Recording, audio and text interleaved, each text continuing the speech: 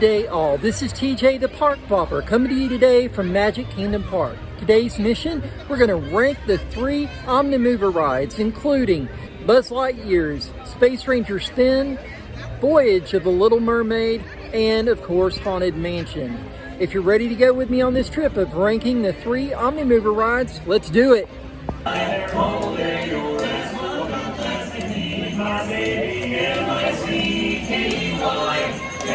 Okay guys, just a brief refresher on the ranking system that we use. It's called the V system. Again, to begin with, we look at the theme of the ride. How well does this ride convey the theme or message or intellectual property that's being conveyed? How well is that integrated into the ride from queue to ride vehicle? So we're going to give that again a score of 1 to 10, perfect score being a 10. Then we move on to history. What is the overall history of the ride? How long has it been in the park? What kind of changes have made over that course of history of the park, and how big of a lineage does it have? How many people love this ride? You know, we factor that into the history. Again, a score of 1 to 10. And then finally, the effect. Given all the factors, everything that the ride presents to us, how well is it enjoyable? 3 categories, 1 to 10, perfect score being a 30. Seems like the park may be moderately busy even though it's a party day. Maybe some of the folks that are here have caught tickets for the entire day and they're staying for the party. So we're going to look and see how this line is. Again, if you book a trip to the Magic Kingdom and you want to get all the rides in during the day, a good tip is to come on party days because the attendance is generally low because of the times the park is essentially open until 6 o'clock, in which it closes and it'll reopen for the special party. Today we're in Bopper proper. What does that mean? That means we got the hat, we got a shirt, we're good to go. That's Bopper proper and the shades. Got to remember the shades. And again, back in this cave, we do have a very, very cute meet and greet section for Ariel. It's Ariel's grotto. This is around the back of the ride. Again, you'll go in, Ariel will be sitting in her seashell, and she'll just converse with you. Very cute. I did take my daughter on this as a toddler. Again, she was still kind of off put by costume characters, but it is fun. It is something that I would recommend. Okay guys, it is saying a 30-minute wait. I do not anticipate it taking that long given the capacity of this ride being 105 seashells. Again, a very intricately themed queue here. And again, if you really want to check out the queues, you really want to see all the theming, my recommendation is not the Lightning Lane. Again, you're going to potentially stand in line, but you're also going to be able to experience all the hard work and Imagineering that went into the ride, especially the queue. Because again, the queue tells its own little story.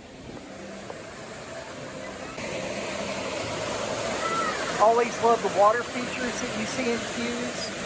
A lot of effort usually goes into those, and you get that nice little scent of bromine, which is one of my favorite scents of all. And look at even the water fountains are themed. You've got netting and chains. So as you walk in the first interior section, again, you do have skylights. There is natural light being brought in, but it is, again, very intricately themed.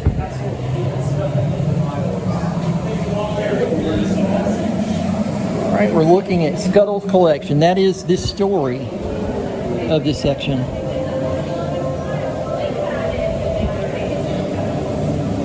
Scuttle's collection of human themes.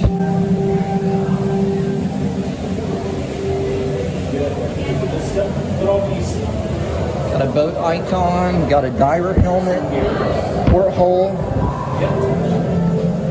Little portholes everywhere, really. Got some buoys. Look over there, there's something like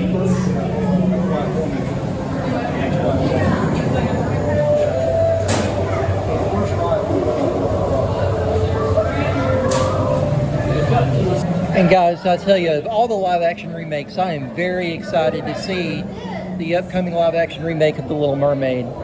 The music in this, the rearranging of the music just seems absolutely beautiful.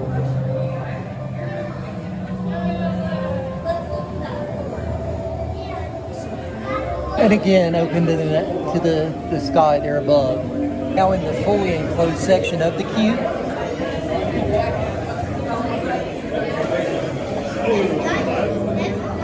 walking, you definitely get that cave, underwater grotto feeling.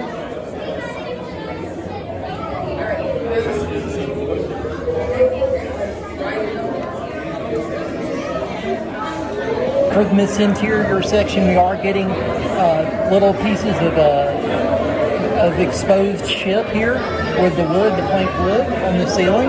A nice little thing. We're about to board our seashell here, and we're presented with this large, very well lit mural. I would really like to see some projection mapping occurring at this point in the ride against the light. And here we go on the voyage of the Little Mermaid.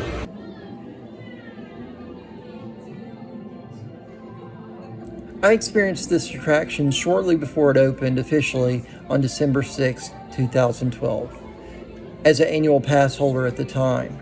Unfortunately, I did not believe that the ride was show ready at the time because I remembered the lighting being weird and the animatronics were noisy.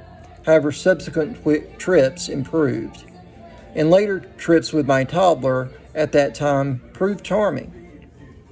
The story is an abbreviated retelling of the film similarly to the Peter Pan ride, but it does not carry as long of a history with it. This ride is for all ages, but primarily targeted at young children. Theme. The ride is charming and immersive, but the story is not carried from queue to ride vehicle the same way as it is with Peter Pan. It seems the ride is missing a few more whimsical transitions that would make it more endearing. A 6 out of 10. History. The production of the Little Mermaid film was a long labor of love for those involved. The ride does not feel that intensely crafted, but does feel expertly formulaic and professionally executed. A 6 out of 10. Effect. Children will love this ride as it hits all the beats from the movie. Adults may be bored. The Little Mermaid came out in 1989 and was loved by many. I think this ride could use some light enhancements that would make it feel like a wonderful voyage for all. 6 out of 10. Overall score for The Little Mermaid, 18 out of 30.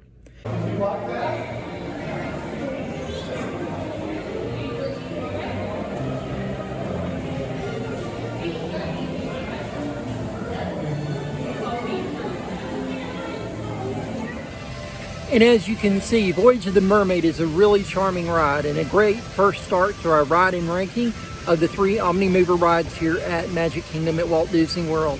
Next ride up we're going to go see is Buzz Lightyear's Space Ranger Spin. So let's go do that. You know, in actuality, seeing the park like this makes me really happy because I know that once again they're going to be able to enjoy this great theme park. Everyone's getting back to work. Everyone's working hard to make sure that these guests have the best experience they possibly can. It's just a wonderful thing. You know, it kind of makes me happy that I'm going to come here on a day, I'm going to do a film, and you know, a kid's going to be here for the first time, and they're going to set lifelong memories coming to this park. They're just going to love it, and that just makes me really happy and really joyful that I get to do this. Anyone that likes to bring travel videos, travel vlogs to people, they should really think about that. The people that, you know, are kind of living vicariously until they can get an opportunity to get in the park and have these experiences themselves. It's just a wonderful thing. Okay guys, so we got about a 40-minute wait for Buzz Lightyear Space Ranger Spin. I think given the park level today, I'm going to go ahead and break this line so we can go ahead and knock this out in our ranking video here. So let's do it. Generally, Space Ranger Spin is not a ride that I would recommend waiting for over 30 minutes at the most, but given today and what the mission is today and just the joy that it is to be in this park, I think it's a pretty good day to just go ahead and we're going to make the best of this, but it's going to be fun. Looking forward to it. All right, guys, it's been about 25 minutes and we're about 15 feet away from the indoor portion of the queue, so I'm looking forward to that. Time to get out of the sun. Time to get inside in that air conditioning once again. I will remain your start Battle stations, report to the flight deck for immediate launch. To infinity and beyond. Stand by. Scanners detecting more trouble at second 9. It's the work of that nefarious criminal, a sworn enemy of the Galactic Alliance. the evil Emperor's servant. All right, here we go, guys. Space Ranger Spin. Let's give it a ride.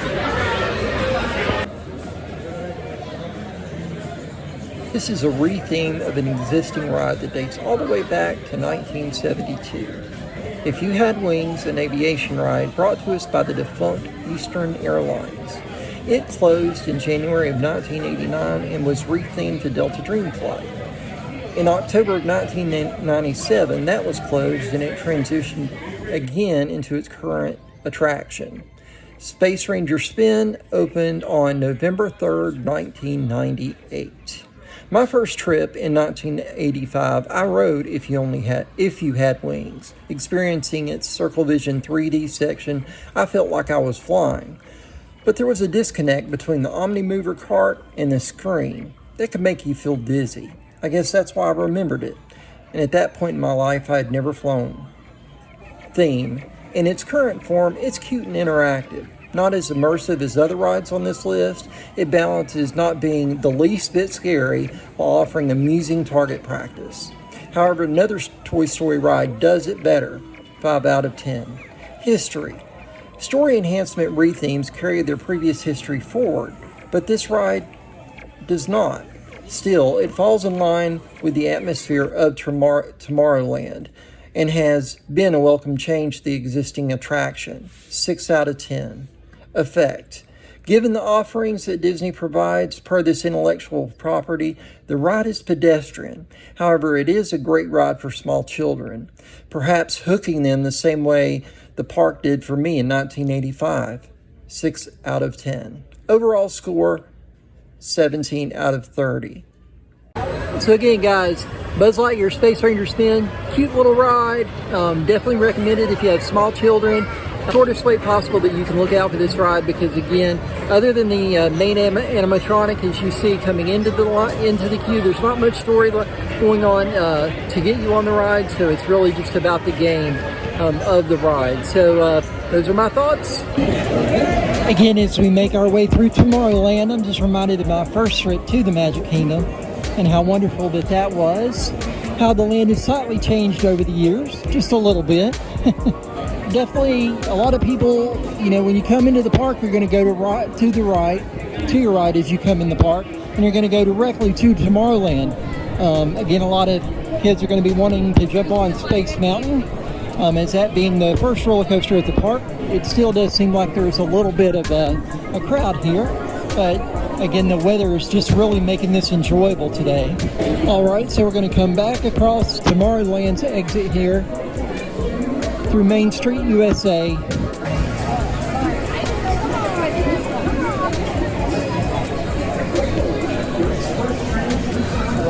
And we're leaving Tomorrowland.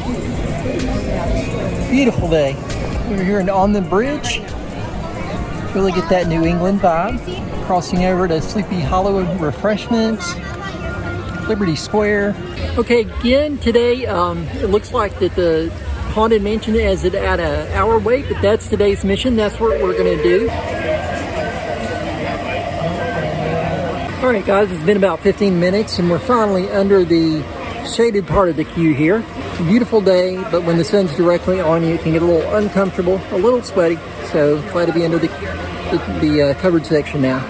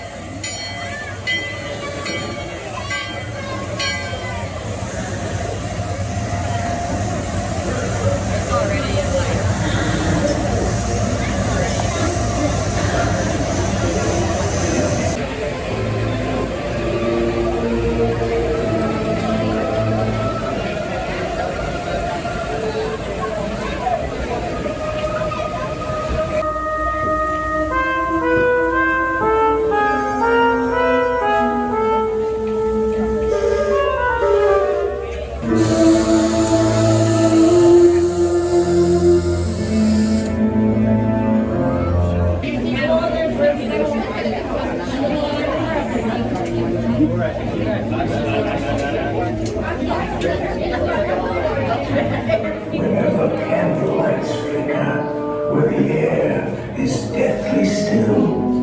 That is the time when ghosts are present, practicing their terror with ghoulish delight.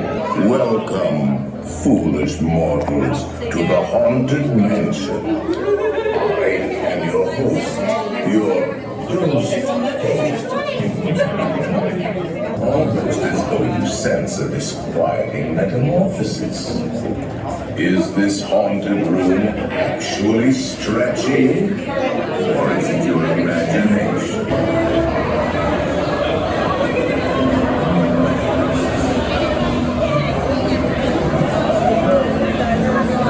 We boarded our dune buggy. I have always loved dark rides the most because the story element beats that they can hit that most other rides struggle to convey. The greatest dark ride of all is the Haunted Mansion. Thus, this includes every global version of this ride because each of them bring their own novelty. I can't say that one is greater or lesser than the other. From what I understand, they are all spectacular and different. I don't think you can visit a Disney park without a trip to its manor theme. From Graveyard Queue to Dune Buggy, you feel immersed in the world which is presented, partially due to the attraction being superbly integrated into its surroundings. From the moment you pass under the standby sign, you're presented with a haunted melody from the pipe organ loop. From beginning to end, this is a marvelous experience. 10 out of 10. History. The Magic Kingdom version was produced alongside the Disneyland version. They opened about 2 years apart. 2 of every animatronic, prop, and set piece were made at the same time. However, there are exclusive elements to this version, like the library and the music room. Because of this, it was the first of the park's opening day attractions to complete construction and installation. From 2001 forward, the Magic Kingdom and Disneyland versions have had parity with updates except for the Haunted Mansion holiday overlay.